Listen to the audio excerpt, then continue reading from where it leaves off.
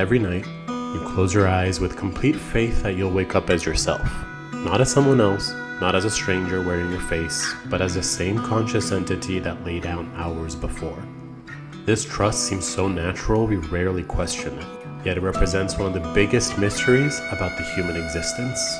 What makes you you when apparently science finds that your body replaces every cell over 7 years? When your thoughts shift, your memories fade, your opinions evolve, the person reading you this sentence shares almost no physical matter with the person who existed a decade ago.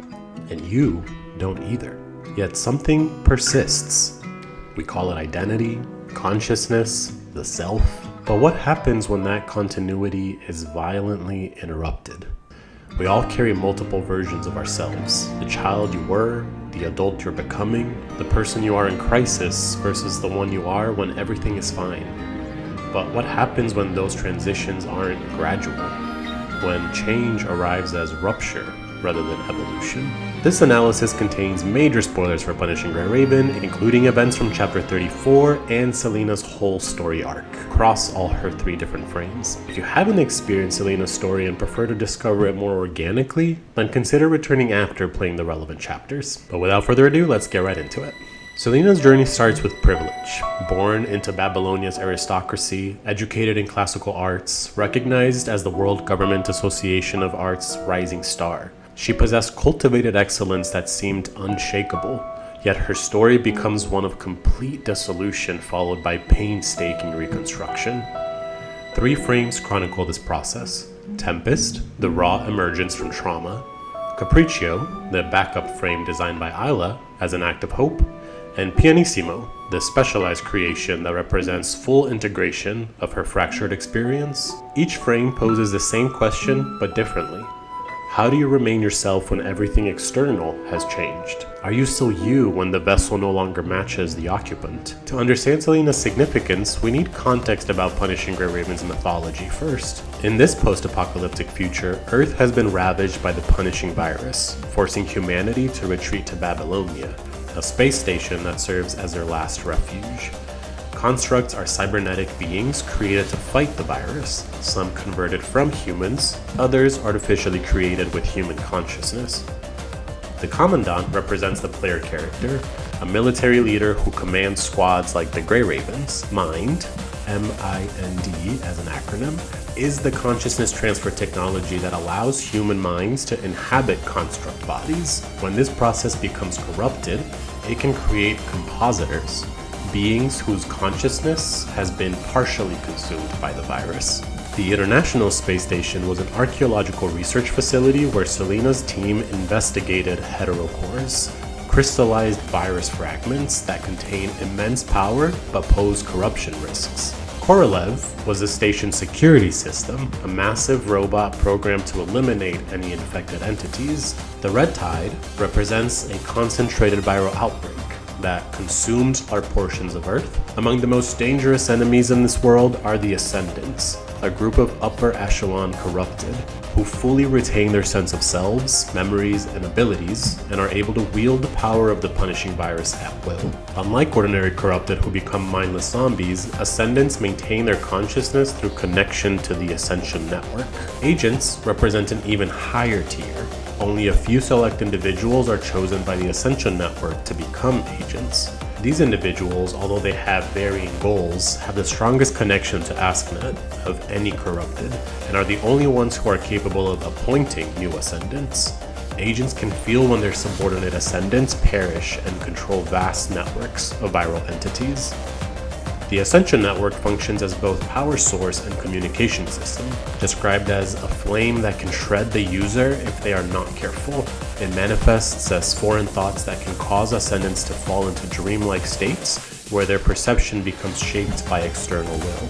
The network compromises the emotions of people who died, like hatred, nostalgia, and protectiveness, and uses these emotions to drive its expansion. The war for Earth also involves multiple competing factions with complex relationships. Babylonia forces represent organized humanity's military response. The Grey Ravens serve as an elite task force squad led by the Commandant, consisting of core members like Lucia, Liv, and Lee, each one being attacker, support, and tank, respectively. Their purpose is challenging cultural legacy search missions and assisting Babylonia in its reconstruction project on Earth, while serving as a spearhead for retaking the planet. Other Babylonia squads include Strikehawk, specializing in scouting, Cerberus, focused on combat operations, the Purifying Force, responsible for tidying up the battlefield and hunting down defected constructs, and the Engineering Force, who handles post-war construction and military duties. There are also human survivor factions that operate independently on Earth's surface. The Forsaken, led by the criminal defector Watanabe, consist of humans and constructs who were abandoned by Babylonia or cast out for disagreeing with its politics.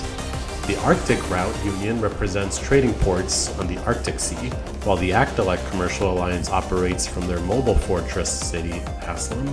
There's also the Kowloon Chamber of Commerce that controls trade networks in Asian territories. The Ascendants form the primary viral opposition, seeking to defeat Babylonia, which they consider a relic past its time, and establishing themselves as the future of Earth. They maintain multiple competing sub-factions led by different agents, creating internal conflicts even amongst humanity's enemies. And then on top of it, we have other entities that include the Church of Machina, mechanoids devoted to the Sage Machina, various corrupted forces, and the World Government Association of Art, also known as WGAA, which preserves human cultural heritage and supports archaeological missions like Selena's. So now that we know the context of the world, let's get into the details of her transformation. It all began with artistic critique. And boy, do I relate. The imposter syndrome sometimes makes you feel like you're completely worthless and drives you to make some wild decisions. Her opera, The Acadia Evacuation, portrayed war with idealistic nobility until a frontline construct confronted her with reality. "You don't understand the true cruelty of war," they stated. "Those who died felt rage and hatred, not hope." This criticism shattered her worldview and drove her to seek construct modification as atonement. The internal space station mission became her crucible. Abandoned by Babylonia when the operation failed, she remained the last standing team member. In a moment of desperate preservation, she stabbed a hetero core shard into her chest to protect it from the security bot Korolev that we covered earlier. The prolonged exposure corrupted her into a compositor. Korolev systematically dismembered her, first her lower half, then her arms, till corruption rendered her invisible to its sensors. Gabriel's subsequent abduction of her remaining body led to further dismemberment before she was thrown into the Red Tide. Gabriel is one of the Ascendants, beings connected via the Ascension Network who maintain immunity from the punishing virus while using it to spread their influence. Unlike other Ascendants who were once human, Gabriel has always been a machine who almost got destroyed until Luna rescued him and transformed him into an Ascendant. Gabriel's obsession centers on viral evolution and the creation of increasingly powerful hetero creatures. Gabriel, dissatisfied with the Red Tide's slow rate of evolution, throws Selena into it as part of his experiment. His vision involves the Red Tide consuming everything to give birth to hetero creatures that continually evolve to replace Ascendants and even agents. For Gabriel, Selena represents experimental material, a construct already corrupted by prolonged heterocore exposure, perfect for testing how consciousness might interact with and accelerate the Red Tide's evolutionary process. Where she merged with the entity called Siren, the Siren became a massive hetero creature with twisted limbs and blade-like appendages, her once beautiful voice turning into a shrill roar filled with nothing but despair and anger. It now viciously attacks all living creatures with the twisted limbs given to it by the Red Tide. Yet, through unimaginable suffering, Selena's consciousness persisted within this monstrous form, broadcasting what became known as the Whale Song, musical excerpts from her own creation, transmitted continuously as a cry for help. Two relationships define Selena's eventual rescue and reconstruction: her artistic partnership with Ayla and her pretty weak, unlikely connection to Wanshi. Ayla represents Selena's closest companion and their shared time in Babylonia's privileged artistic circles. They were extremely close, with Ayla crediting Selena as being an inspiration for her artistic pursuits and later decision to become a construct. Their relationship was built on creative tension, most arguments ending up with Ayla giving in when they debated classical versus modern artistic approaches. When Selena disappeared, Ayla dropped everything to go on a solo mission to the corrupted International Space Station. Ayla followed Selena's signal and found Selena's dismembered upper body connected to a terminal, where the energy from the terminal had kept her alive and allowed her to emit the signal. When Gabriel violently rips Selena away, Ayla pursues them, vowing never to give up on her search for Selena. This devotion manifests in the Capriccio frame's creation. It states all of the secrets mentioned here are inputted data in the Fantasia model by Ayla after she learned of them from Selena's acquaintance. Ayla researched every detail of Selena's personality and preferences, even gathering information from her mysterious pen pal, to create a frame that could house her friend's returning consciousness. Wanchi's connection to Selena operates way differently, based more on tactical insight rather than personal attachment. As a Strike Hawk member during the Echo Aria chapter, Wanchi makes reasonable assumptions based on the Red Tide's prior movements as well as its relationship with the heterocore fragments, and realizes that Babylonia's plan for a wide-scale bombardment of the zone is unlikely to work. His analytical approach proves crucial, recognizing that they need to target the source rather than bombard the entire area. He also notes that the mysterious whale song is likely causing the Red Tide to spread. While less emotionally invested than Ayla, Wanchi's professional competence becomes essential to locating and ultimately freeing Selena from the siren form. Both relationships demonstrate different forms of care. Ayla's personal devotion drives her to preserve Selena's identity across frames, while Wanchi's tactical expertise enables her physical rescue. Together, they represent that dual necessity for emotional and practical support required for Selena's reconstruction. Another interesting relationship that Selena has is with her pen pal, which let's get into who that is. As a bored young lady from a wealthy Babylonian household, she sent numerous mails to random people. The commandant, then a freshman at military college, was the only person who replied. They became pen pals, exchanging letters using fake names, hers being Iris. The relationship deepened over time. Selena planned to meet the commandant in person, inviting them to her performance of the Acadia evacuation, and later to a dance. Both meetings failed due to the commandant's military obligations. The iris flower became their symbol, Selena's favorite bloom, representing beauty, truth, and their enduring connection. Neither knew the other's true identity during the correspondence. Yet, these letters sustained Selena through her darkest moments and continue to anchor her sense of self across all frames. She carefully preserves these letters, understanding them as tangible connections to continuity itself.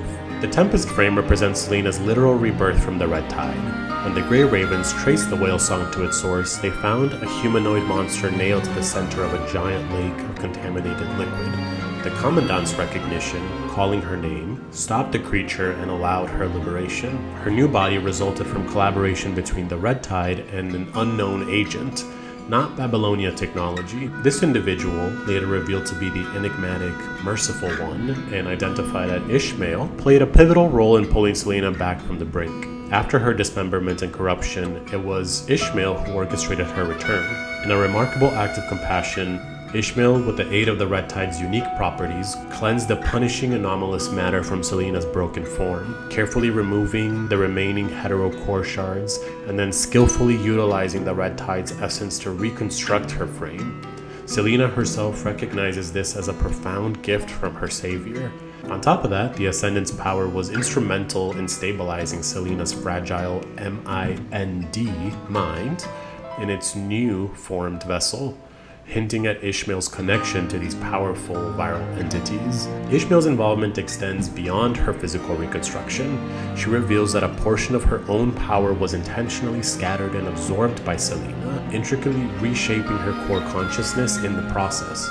Ishmael's vast understanding of time distortion and the complexities of different timelines, including Selena's own sacrifice to contain Boya, further emphasizes the depth of her unique capabilities and her profound connection to Selena's fate.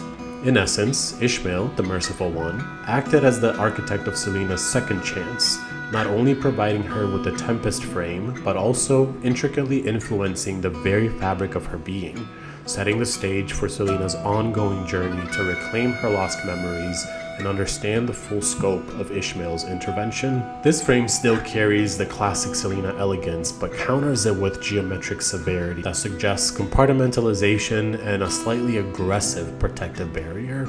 The design reflects immediate survival needs, clean lines, and structural integrity, function over ornament. Mentally, she remained unstable, viewing past memories as distant and unreal, yet her pursuit for art and beauty persisted unchanged. The Tempest frame demonstrates that core elements of our identity can survive complete physical and psychological destruction. Capriccio, on the other hand, originated as Ayla's act of faith. When Selena went missing, development of her backup frame halted. Ayla restarted the project after once she retrieved the siren signal, believing Selena remained alive. The frame incorporates what Ayla termed Selena's imaginary journey, an attempt to fill missing fragments of her soul. This frame introduced the softer side of her complex journey, while still maintaining the established foundation. Where Tempest spoke of survival, Capriccio suggests tentative healing. The design language shifts from pure functionality toward artistic expression, reflecting Selena's gradual reconnection with her creative identity. Now, Pianissimo is where it all comes together. This frame is Selena's latest iteration, created based on Capriccio with improved mind stability, specifically for transcendent operations. This frame addresses her unique challenges. Despite retrieving all memories, she experiences traumatic phantom pain from her time as Siren. Pianissimo's stable connection to whale song signals provides relief. The design achieves refinement through sophisticated shape language that draws from multiple sources. The orchestral formality references formal concert performance, establishing immediate cultural context for her musical identity. Yet the execution transforms this foundation through organic flow patterns that create the elegant mermaid tail silhouette, suggesting that prior connection to the siren, the hollow chest and back house an iridescent iris core that creates the visual impression of contained depths. This transparent design choice carries beauty and narrative weight. Where she once stabbed the corrupted hetero core shard into her chest in desperation, Pianissimo now features a pristine jewel. The corruption that once threatened to destroy her has been transformed into something beautiful and contained. Representing her idealized self has been integrated rather than consumed by past trauma. The headpiece draws from 1920s flapper aesthetics, draping asymmetrically to frame her face with elegant movement. This historical reference connects to an era of artistic liberation and cultural transformation, reinforcing her identity as someone who bridges past and future. It also just looks really nice. The cross-woven higaki pattern, traditional Japanese lattice work, appears throughout contemporary character designs. We've seen it in Virgil's DMC vest, Jinsei's upper arm details and Wuthering Waves. Elegant gold embellishments and accessories create ethereal references to Sephirim and classical wing interpretations from art history. This mechanical ornamentation at her hips directs visual attention inward while maintaining sci-fi sophistication. Every element works together to accentuate the feminine figure through thoughtful design rather than mere decoration. The color harmonics achieve sophisticated balance, dark foundation tones transitioning through jewel aquamarine to electric periwinkle. This palette feels both modern and classical, creating the kind of innovative aesthetic work associated with designers like Iris van Herpen, who creates cutting-edge fashion inspired by aquatic and organic shapes using advanced technology to execute intricate garments. And for my big PGR fans here, if you're concerned about Pianissimo's viability alongside Virgil's upcoming DMC collaboration release, current analysis suggests distinct roles despite superficial similarities. Virgil functions as more of an ultimate smash DPS than a pure physical DPS like Selena Pianissimo. While at SSS rank, Virgil can match the SS rank Selena, it does require significantly higher investment. Both characters do serve established roles already filled by powerful constructs, with Dante and Virgil able to serve as temporary substitutes if you don't have those key characters, or even replace them if you upgrade Dante and Virgil to high levels. That being said, unfortunately, some Reddit buzz does indicate that Dante and Virgil are extremely weak and underwhelming in their main elements content, which are fire and physical respectively, and are far inferior compared to Pyroth and Pianissimo, who are the latest releases in this space. We'll have to wait for their release, but apparently their fixed element capabilities, Ignition and Ultima Slash, are still pretty strong. Selena's story demonstrates that identity transcends any any single physical vessel. I'm still who I am, she says. No matter how I look or act, I am Selena.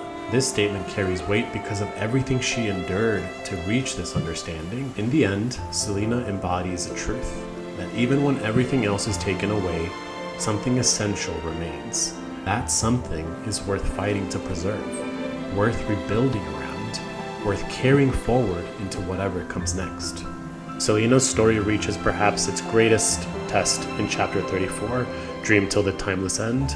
This late game chapter reveals that Selena's trials were far from over, introducing concepts that redefine the very nature of reality within PGR's universe. The chapter centers on Loya, also called Honora Luya, described as a criminal against time itself, who distorts history by traveling through time to assassinate key figures and destroy crucial objects. Originating from a future timeline where Babylonia was largely destroyed and survivors cast into the Red Tide, Loya seeks to prevent history from following its original trajectory and bring back the Hetero Tower from her timeline. To stop Loya's temporal manipulation, though, Selena makes an unthinkable sacrifice. She creates a time prison by copying segments of time into slices, trapping both Loya and herself inside. Using the metaphor of a tree and branches explained by Ishmael, who's a gatekeeper who observes civilizations, Selena effectively serves her branch of the timeline from the trunk to contain Loya. This act causes her to be forgotten by the normal timeline, including the Commandant. During these events, Selena operates under her pen pal identity Iris, the name she used in her long correspondence with the Commandant before either knew the other's true identity. Working alongside Jonathan, a lawyer whose work on the New Earth Codex is crucial to the timeline, and Dandelion, a content writer from Vane, she protects key historical events while trapped in the temporal distortion. The Commandant, experiencing memory replays and fragmented recollections, gradually recovers their memories of Selena through shared connection. Using a white noise device that converts audio signals into data, they locate the sound patterns from when Iris disappeared from the Commandant's dorm. The letters they exchange serve as crucial anchors for these recurring memories. The chapter concludes with a tender reunion where Selena, now in her pianissimo frame, explicitly states, "I'm Selena, yes, the one you knew as Iris." Her successful return to Babylonia and the main timeline represent complete reintegration. She becomes the newborn Selena and the old Iris at the same time, having fully accepted her traumatic past while embracing her hopeful future. The story refers to her as the wayward whale who has finally returned home. This chapter demonstrates that Selena's journey extends far beyond physical reconstruction to encompass temporal sacrifice, cementing her role as someone who is willing to bear any cost to protect those she loves. How did you interpret these temporal mechanics of Selena's sacrifice, and what did you think of her reunion with the Commandant? Leave your thoughts below, and while you're there, let me know which character deserves the next deep dive analysis across, honestly, any of your favorite gacha games. As usual, thank you for your time, thanks for watching, and we'll see you next time.